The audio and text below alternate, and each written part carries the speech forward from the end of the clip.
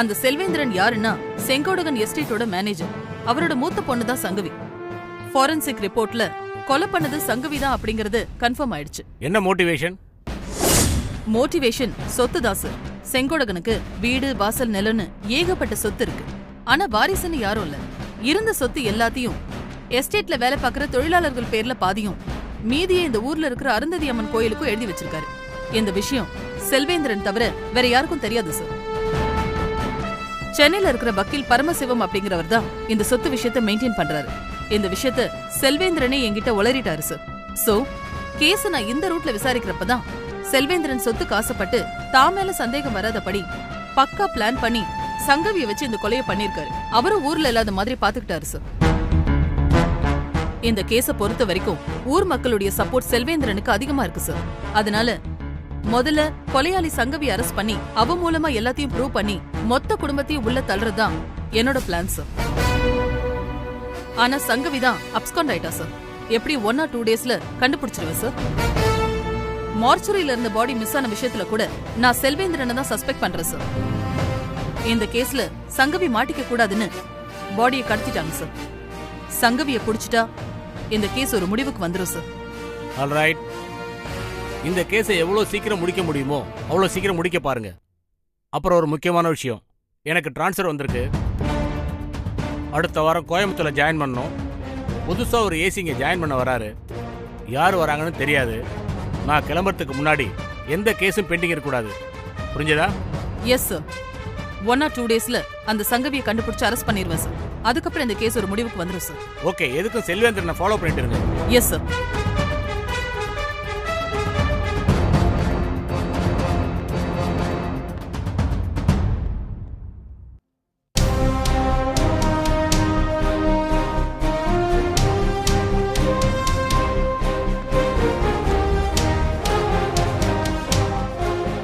Inspector அம்மா, காட்டுக்குள்ள 2 பாடி எரிஞ்சுக்கிட்டு இருக்குமா? என்ன சொல்ற? ஆமாம்மா, நான் காட்டுக்குள்ள விறகு பொறுக்க போயிட்டு இருந்தேம்மா. நான் அங்கதாம்மா பார்த்தேன். 2 போனம் எரிஞ்சுக்கிட்டு இருந்ததுமா. அது யாருதுன்னு தெரியுமா? தெரியாதுமா. காட்டுக்குள்ள எந்த இடம் தெரியுமா? தெரியுமா, வாங்க நான் காட்டுறேன். கான்ஸ்டபிள்ஸ். Yes madam.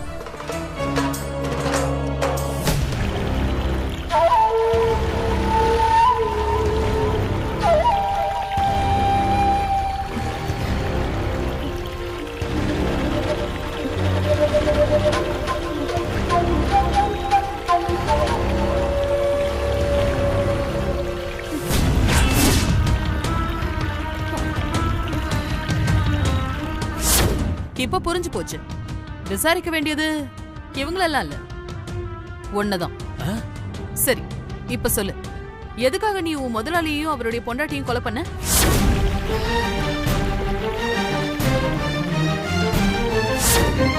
சரிங்க.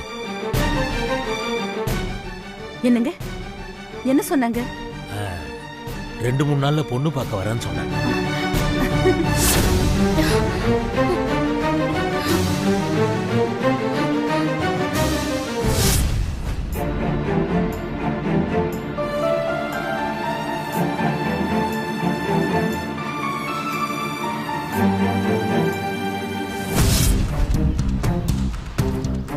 என்னக்கா இப்படி ஆயி போச்சு?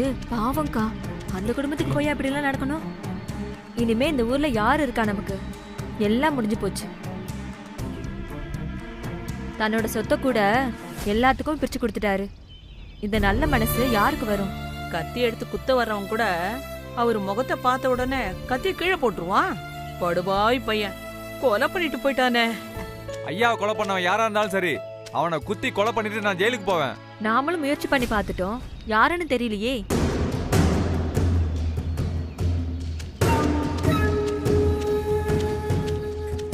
விஷயம் தெரியுமா? உங்க எல்லாருக்கும் விஷயம் தெரியுமா? சங்கவி தான் ஐயாவையும் அம்மாவையும் கொலை பண்ணாங்கன்னு சொல்லி போலீஸ் இந்த கேஸை முடிக்க பாக்குது. அது மட்டும் இல்ல, காட்டுக்குள்ள 2 போனா எரிஞ்சு கிடந்துச்சான். அது யாரு என்னன்னு விசாரிக்காமலே அது நம்ம ஐயாவும் அம்மாவும் தான் சொல்லி போலீஸ் அந்த கேஸையே க்ளோஸ் பண்ண பாக்குதான். அப்ப நாம என்னதான் பண்றது? என்ன பண்றதா? போலீஸ்னா என்ன வேணாலும் பண்ணுவாங்களா? அந்த பொம்பளை போலீஸுக்கு நாம யாருங்கிறத காட்டி ஆகணும். அதிகாரம் கையில இருந்தா யாரை வேணாலும் குற்றவாளி ஆக்கிடுவாங்களா? நம்ம மாதிரி ஆளுங்களும் அமைதியா இருக்கிறனாலதான் அதிகாரம் உள்ளவெல்லாம் ஆட்டி படைக்கிறான். என்னைக்கு நாம எல்லாம் கேள்வி கேட்க ஆரம்பிக்கிறோமோ அன்னைக்குதான் நமக்கான நியாயம் கிடைக்கும். அண்ணே அவங்கள நாம சும்மா விடக்கூடாது, ஏதாவது பண்ணியாகணும். இதுக்கு ஒரு முடிவு தெரிஞ்சாகணும்டா. மாப்பிள, காட்டுக்குள்ள எப்படி 2 எரிஞ்ச பாடி கிடைக்கும்? அதான்டா எனக்கும் புரியல. அப்படியே இருந்தாலும் கூட மார்ச்சரியில இருந்த முதலாளியோட பாடியும் அவங்க வைஃப் பாடியும் எப்பற காட்டுக்குள்ள போச்சு? அதுதான்டா எனக்கும் புரியல. காட்டுக்குள்ள வேணா பொம்பளை பாடி கிடைக்கலாம், ஆம்பளை பாடி எப்படி கிடைக்கும்?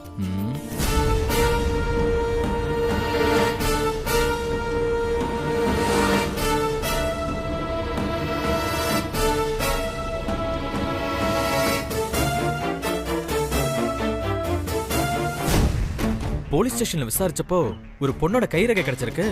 கொலையாளி ஒரு பொண்ணுன்னு அந்த இன்ஸ்பெக்டர் சொன்னாங்க. இப்ப என்னடானா சங்கவி தான் கொலை பண்ணிருப்பான்னு போலீஸ் சந்தேகப்படுது. சங்கவிய பத்தி நமக்கு நல்லாவே தெரியும். மத்தவங்க மனசு கஷ்டப்படக்கூடாதுன்னு வாயால கூட யாருமே திட்டி பேச மாட்டா. அவளை போய் கொலைகாரின்னு போலீஸ் சொல்லுது. என்னால இதை ஜீர்ணிக்கவே முடியல. லாஜிக்கா பார்த்தா கூட அவ்வளோ பெரிய வீட்டுல நாம ஏறி குதிச்சு திருநதே பெரிய விஷயம். ஒரு பொண்ணால எப்படி ஏறி குதிச்சு உள்ள போய் கொலை பண்ணிருக்க முடியும்?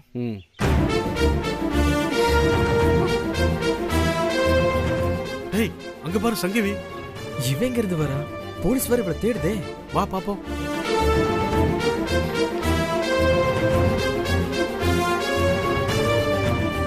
சங்கவி, நீங்க இங்க இருந்து வர? எனக்கே ஒன்னும் புரியல அகிலா. அந்த அருவி கிட்ட நான் ஏன் போனேன்னு எனக்கே தெரியல. கடைசியா கோவிலுக்கு வந்தேன். அதுக்கப்புறம் அந்த அருவிக்கு எப்படி போனேன்னு எனக்கு தெரியாது. முதலாளி கொலை கேஸ்ல போலீஸ் அப்பா மேல சந்தேகப்படுது. வீட்டுல வேற ஏகப்பட்ட பிரச்சனை. நான் கிளம்புறேன். சங்கவி, போலீஸ் உங்க அப்பா மேல மட்டும் சந்தேகப்படல, நீதான் கொலை பண்ணிருப்பன்னு உன் மேலையும் சந்தேகப்படுது. நீ இல்லாததுனால போலீஸ் உங்க அப்பாவை அரெஸ்ட் பண்ணி கூட்டிட்டு போயிட்டாங்க. எனக்கு என்னமோ நீதான் இந்த கொலையை பண்ணேன்னு சொல்லி உன்னை குற்றவாளியாக்கி போலீஸ் உன்னை மாட்டி விட பாக்குறாங்க. அதனால நீ கொஞ்சம் தலைமறைவாவே இரு. சங்கவி, சங்கவி, சங்கவி, சங்கவி சொன்னா கேளு. டேய், பாவண்டா அந்த பொண்ணு. அப்பா, அப்பா, அப்பா. சங்கவி, எங்கம்மா போயிருந்த? ஐயோ அண்ணன், அதெல்லாம் நான் அப்புறமா சொல்றேன். அப்பா எங்க? அப்பா வீட்டுக்கு போயிட்டாருமா. அண்ணன், என்னென்ன நடக்குது? நானும் எங்க அப்பாவும் எந்த தப்பு பண்ணலன்னு எனக்கும் தெரியுமா. ஆனா இந்த இன்ஸ்பெக்டருக்கு புரிய மாட்டேங்குது. முதலாளி வீட்டில் எடுத்த கைரேகையும் உன்னோட கைரேகையும் ஒத்து போதும். ஃபாரன்சிக் ரிப்போர்ட் வந்திருக்கு. அது மட்டும் இல்லம்மா, நீதான் குற்றவாளின்னு அந்த இன்ஸ்பெக்டர் கன்ஃபார்ம் பண்ணிட்டாங்கம்மா. அண்ணன், முதலாளி அப்பா இறந்த அன்னைக்கு நான் அந்த வீட்டுக்கே போகல. ஏன் கைரேகை எப்படி அந்த வீட்டுல இருக்கும்? அதுவும் போக அன்னைக்கு நான் எங்க இருந்தேன்னு எனக்கே தெரியாது. இதை யார்கிட்ட போய் சொல்றதுன்னு கூட எனக்கு தெரியல. நான் தான் கஷ்டப்படுறேன்னா எங்க அப்பாவும் என்னால கஷ்டப்படுறாரு. ஆனா ஒண்ணுன்னு, நான் எந்த தப்பு பண்ணல. நல்ல வேலைன்னு எங்க அப்பாவை நீங்க வெளியில அனுப்பிட்டீங்க. எனக்கு அதுவே போதும். அந்த இன்ஸ்பெக்டர் வரட்டும், நானே எல்லா உண்மையும் சொல்லிடுறேன். அதுக்கப்புறம் அவங்க என்ன முடிவு பண்றாங்களோ பண்ணட்டும். நான் எல்லாத்துக்கும் தயாரா தான் வந்திருக்கேன். நடக்கிறது நடக்கட்டும். மா, சங்கவி,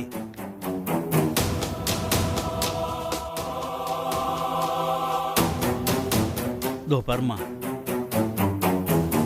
நீ நினைக்கிற மாதிரி இல்லம்மா. இந்த கேஸ் வேற மாதிரி இருக்கு. இந்த இன்ஸ்பெக்டர் உன் மேல கொலவெறியில இருக்காங்க. உண்மையான குற்றவாளி யாருன்னு தெரியல. ஆனா நீதான் கொலை பண்ணன்னு ஆதாரம் இருக்குமா. ஒரு வக்கீல் வந்து பேசினதாலதான் உங்க அப்பாவை இன்ஸ்பெக்டர் வெளியே விட்டாங்க. இல்லைன்னா உங்க அப்பாவும் உள்ளதாமா இருந்திருப்பாரு. அது மட்டும் இல்லம்மா, மார்ச்சரியில் இருந்த முதலாளி பாடியும் அவங்க ஒய்ஃப் பாடியும் காணோம். ஏதோ 2 பாடி காட்டுக்குள்ள எரிஞ்சுக்கிட்டு இருந்ததா இப்பதான் தகவல் வந்துச்சு. ஒருவேளை அது முதலாளி பாடியா இருக்குமோன்னு சந்தேகப்பட்டு இன்ஸ்பெக்டர் அம்மா கிளம்பிட்டாங்க. கமிஷனர் சீக்கிரமா இந்த கேஸை முடிக்க சொல்லிட்டாருமா. நீ மட்டும் வரலன்னா உன்னை என்கவுண்டர் பண்ணி இந்த கேஸை முடிக்கலான்னு முடிவு பண்ணிட்டாங்க. அம்மா சங்கவி, உன்னை சின்ன வயசுல இருந்தே பார்க்குறம்மா. எனக்கு உன்னை பற்றி ரொம்ப நல்லாவே தெரியும். ஆனால் சந்தர்ப்பம் சாட்சியம் உனக்கு எதிராகவே இருக்குமா. என்ன நடக்க போதுன்னு எனக்கு ஒன்றுமே புரியலம்மா. அண்ணே, நீங்க ஏன்னு கவலைப்படுறீங்க? எது நடக்கணுமோ அது நடக்கட்டும். இதோ வருமா, ஒரு போலீஸ்காரனா நான் இதை சொல்லக்கூடாது, இருந்தாலும் சொல்கிறேன். கொஞ்ச நாளைக்கு நீ தலைமறைவா இருமா. இந்த பிரச்சனையை ஆறப்போட்டு அப்புறமா ஒரு வக்கீல் மூலமா இந்த கேஸை சரி பண்ணிடலாம். அதுதாம்மா உனக்கு சேஃப். இப்போ நீ இந்த இன்ஸ்பெக்டர் கிட்ட மாட்டினீன்னா என்ன நடக்குன்னே தெரியாதுமா. அண்ணே, தப்பு செஞ்சவங்க தானே ஓடி ஒளியணும். நான் இதுக்காக ஓடி ஒளியணும்? பிறந்தன இறக்கும், இறந்தன பிறக்கும், தோன்றின மறையும், மறைந்தன தோன்றும், பெருத்தன சிறுக்கும், சிறுத்தன பெருக்கும், உணர்ந்தன மறக்கும், மறந்தன உணரும், உணர்ந்தன பிரியும், பிரிந்தன புணரும்.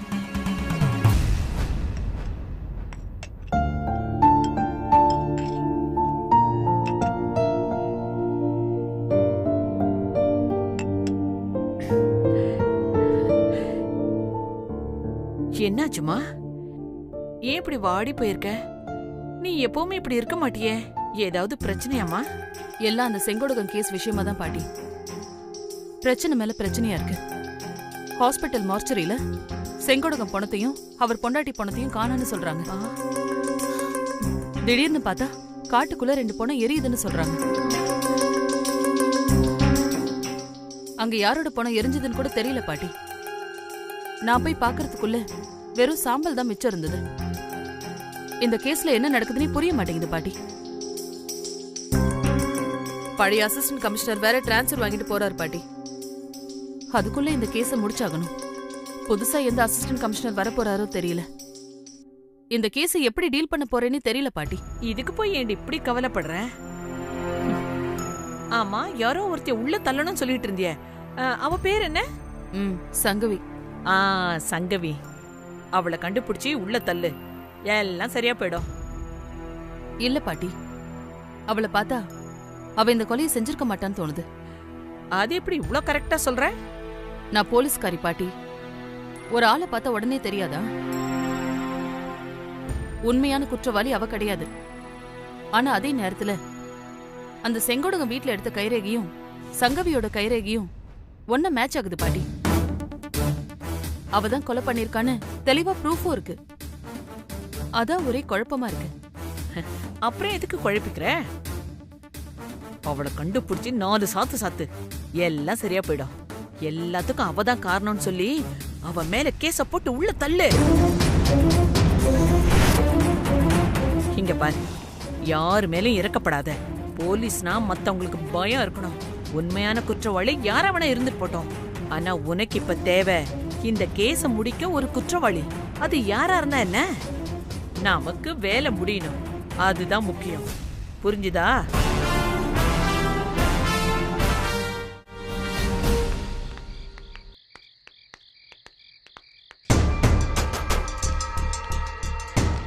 என்னடா இது கவரு?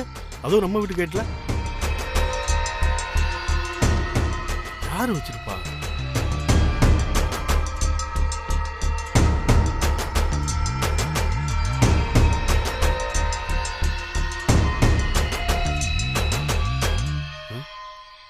அப்படி என்னடா எழுதிருக்கு மாப்ள? குடு. இவை அனைத்துக்குமான விடை இன்ஸ்பெக்டர் டிராயர்ல இருக்கும். என்னடா இது இன்ஸ்பெக்டர் டிராயர்னு இருக்கு? டேய், ஒழுங்கா பண்றா. இன்ஸ்பெக்டர் டிராயர் இல்ல, இன்ஸ்பெக்டர் டிராவ்லன்னு எழுதிருக்கு. அனைத்துக்கான விட இன்ஸ்பெக்டர் டிரால். சாரி மாப்ள, அவசரத்துல சரியா படிக்கல. நல்ல வேளை பயந்து போயிட்டேன். ஆமா, இதுக்கான விட இன்ஸ்பெக்டர் டிராவல் எப்படி இருக்கும்? அதான் மாப்ள எனக்கும் புரியல. அப்படி என்ன விட அதுல கிடைக்க போகுது? எனக்கும் புரியல. நம்மளை எவனோ வாட்ச் பண்றான்னு நினைக்கிறேன். நம்மளை எப்படியாவது இந்த விஷயத்துல மாட்டி விடுங்கிறக்காக தான் எவனோ இதை கொண்டு வச்சிருக்கான்னு நினைக்கிறேன். எவன் பார்த்த வேலையா இருக்கும் தெரியலையே. டேய், தைரியமான ஆம்பளை இந்த முன்ன வாங்கடா. டேய், யாரா வாடா. இது வேறமா, நீ இல்ல வேற. ஐயோ மாறா, ஒரு வேளை முதலாளியை யார் கொலை பண்ணிருப்பாங்கன்ற உண்மை அதுல இருக்குமோ? தெரியலடா. அப்படியே இருந்தாலும் இதை எழுதி நம்ம வீட்டு கேட்டே கொண்டு வைக்கணும். அதான் எனக்கு ஒரே குழப்பமா இருக்கு. எதுவா இருந்தாலும் பரவாயில்ல, நம்ம இப்பவே ஸ்டேஷனுக்கு போய் டிராவ்ல என்ன இருக்குன்னு தெரிஞ்சுக்கலாம். மாப்பிள்ள அதுல ஒண்ணு வேணாம், பேப்பர்ல எழுதுன நம்பி தேவையில்லாம ரிஸ்க் எடுக்க வேணாம். இல்லடா, இதுல ஏதோ ஒரு விஷயம் இருக்குன்னு என் உள் மனசு சொல்லுது. நீ வா போலாம்.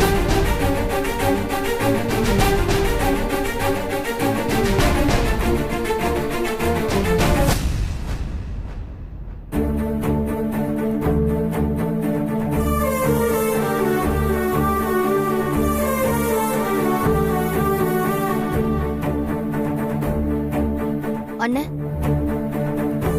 இன்ஸ்பெக்டர் எப்போ நான் வருவாங்க? தெரியாதுமா.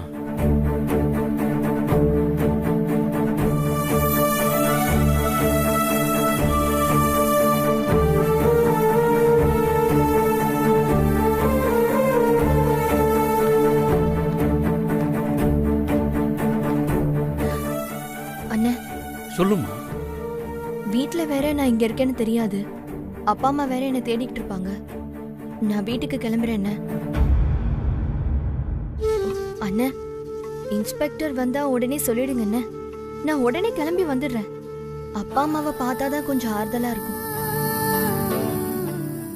என்ன அமைதியா இருக்கீங்க? ஒண்ணுமில்லம்மா. ஒரு போலீஸ்காரனா நான் உன்னை அனுப்பக்கூடாது. ஆனா ஒரு மனிதாபமுள்ள மனுஷனா உன்னை அனுப்புறது தப்பு இல்லம்மா. நீ கிளம்புமா. நீ இங்க வந்ததையோ வந்துட்டு போனதையோ யாருக்கும் தெரியாம நான் பாத்துக்கிறேன். எதுக்குண்ணே இதெல்லாம்? நான் எங்கேயும் ஓடி போயிட மாட்டேன். ஏமா, உன்னை பத்தி எனக்கு தெரியாதா?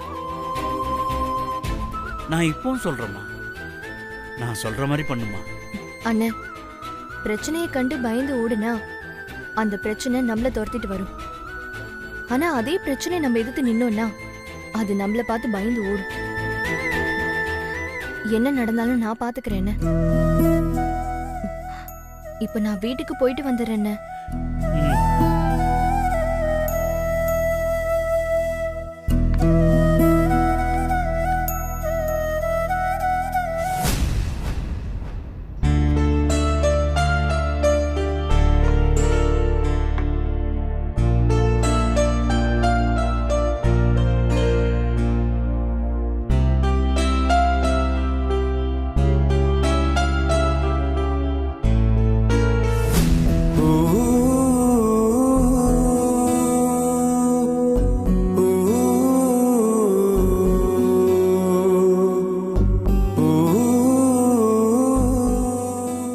சாப்பிட வாங்கப்பா. எனக்கு பசிக்கலமா, நீங்க 2 பேரும் போய் சாப்பிடுங்க. கவலைப்படாதீங்கப்பா, அக்கா கண்டிப்பா திரும்பி வந்துருவா. இப்ப அவ வீட்டுக்கு வந்துருவா. ஆனா நிரந்தரமா சங்கவி நம்ம வீட்டுல இருக்கணுமே, அதை நினைச்சாதாமா கவலையா இருக்கு. கோர்ட்டு கேஸ்ன்னு வந்தா சங்கவி எப்படி காப்பாத்துறதுன்னு தான் தெரியல. கவலைப்படாதீங்கப்பா, நம்ம தமிழரசோட அப்பா சுத்து வட்டாரத்திலேயே பெரிய வக்கீல். அவர் கேஸ் எடுத்து வாதாடினா கண்டிப்பா ஜெயிச்சிருவாரு. அவர் இது வரைக்கும் எந்த கேஸ்லயும் தோத்தது இல்லப்பா. அது யாருமா தமிழரசு? அது வந்துப்பா